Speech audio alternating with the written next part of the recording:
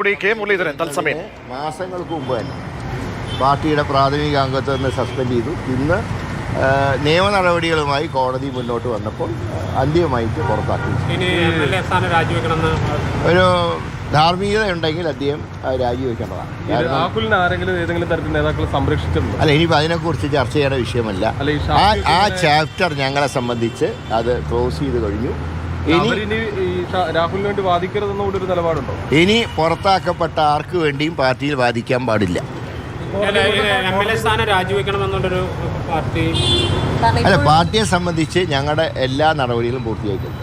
ഇനി ബാക്കി കാര്യങ്ങൾ അതിൻ്റേതായിട്ടുള്ള നിയമവശങ്ങൾ സ്പീക്കറാണ് തീരുമാനിക്കുന്നത്. അത് ഉചിതമായിട്ടുള്ള തീരുമാനം സ്പീക്കർക്ക് എടുക്കാം.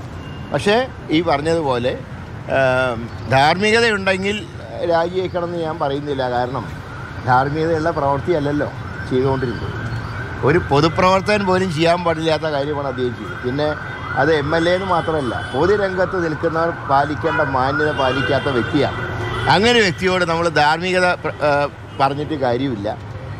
അതിൻ്റെ നടപടി സ്പീക്കറാണ് കൈക്കൊള്ളുന്നത്. ഈ വിഷയത്തിൽ അങ്ങുൾപ്പെടെ പല രണ്ട് തരം നിലപാടുണ്ടായി. ഞാൻ ചോദിക്കട്ടെ, ഇതുപോലെ ആരോപണങ്ങളുള്ളവരെയൊന്നും പാർട്ടി രണ്ട് അയ്യപ്പൻ്റെ സ്വർണം കട്ട 2 കള്ളന്മാർ ജയിലിൽ കിടക്കുമ്പോൾ അവർക്കെതിരായി പോലും ആക്ഷൻ എടുക്കാത്തവരാണ് ഞങ്ങൾ ഉപദേശിക്കാൻ വരുന്നത്.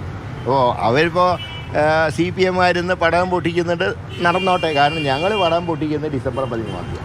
അല്ല, അങ്ങുൾപ്പെടെയുള്ള മുതിർന്ന നേതാക്കൾ ഈ വിഷയത്തിൽ ഒരു കർശന നിലപാടെടുത്തപ്പോൾ ഈ സൈബർ ആക്രമണം അടക്കം ഉണ്ടായി. സൈബർ ആര് വില വയ്ക്കും? ഞാൻ പറയുന്നത് കൂലിത്തല്ലുകാർ ആര് വില വയ്ക്കാൻ?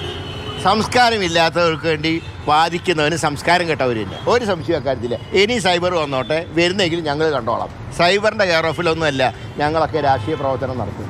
അങ്ങനത്തെ ഒരു ഏർപ്പാട് ഞങ്ങൾക്കില്ല. അവരാരും കോൺഗ്രസ്സുകാരല്ല. അവർ ഈ രാഷ്ട്രീയ രംഗത്ത് നിന്ന് മാത്രമല്ല, പൊതുരംഗത്ത് അപമാനകരമായിട്ടുള്ള പ്രവൃത്തിയെടുക്കുന്ന നീചശക്തികളാണ് ഈ സൈബർ എന്ന് പറയുന്നത്. അവരെ ഞാൻ ചോദിക്കുന്നത്, കേരള പോലീസിന് എന്താ പണി? ഒളിവിലിരിക്കാതെ പിടിച്ചുകൊണ്ട് വരണം. അതിനാണ് പോലീസ് എന്ന് പറയുന്നത്. അതും ഇങ്ങനെ നടക്കുന്ന ഒരാളെ അത് കഴിഞ്ഞില്ലെങ്കിൽ പിന്നെ പോലീസ് എന്ന് പറഞ്ഞ് നടക്കുന്ന എന്തിനാ? അതാണ് ഞാൻ പറഞ്ഞത്. ഇനി മീശ വെച്ച് നടക്കുന്നതിന് കാര്യമില്ല. പിടിച്ച് കൊണ്ടുവരട്ടെ, കൊണ്ടുവന്ന് കോടതിയിൽ ഹാജരാക്കട്ടെ. പാർട്ടി പരിപൂർണമായി തള്ളിക്കഴിഞ്ഞു. ഇനി എന്താ തള്ളിക്കഴിഞ്ഞു. ഇനി ഒരു തിരുത്തലുമില്ല. ഇങ്ങനത്തെ ആൾക്കാർ പാർട്ടിയിൽ ആവശ്യമില്ല. കെ മുരളീധരന്റെ ഉറച്ച ശബ്ദമാണ് കേട്ടത്.